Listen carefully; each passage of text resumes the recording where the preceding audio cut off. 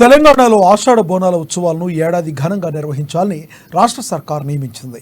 ఇందుకోసం ఉత్సవాల కోసం ప్రభుత్వం 20 కోట్లు మంజూరు చేసింది. ఈ విషయాన్ని మంత్రి కొండా సురేఖ వెల్లడించారు.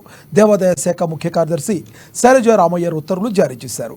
తెలంగాణ సంస్కృతి సాంప్రదాయాలను ప్రతిబింబించేలా ఈ ఉత్సవాలను నిర్వహించాలని దేవాదాయ శాఖ అధికారులను మంత్రి కొండా సురేఖ ఆదేశించారు. గోల్కొండ కోటలో బోనాల జాతర ఉత్సవాలపై మంత్రులు కొండా సురేఖ, పొన్నం ప్రభాకర్ సమీక్ష నిర్వహించారు.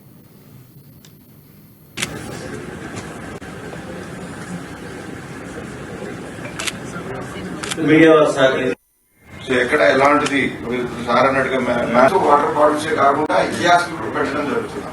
సో అక్కడ కూడా మనం అవన్నీ అందరికీ నమస్కారం.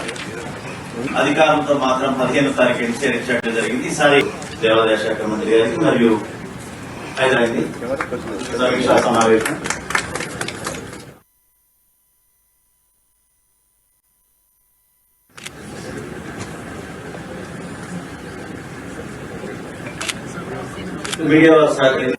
సో ఎక్కడ ఎలాంటిది సార్ అన్నట్టుగా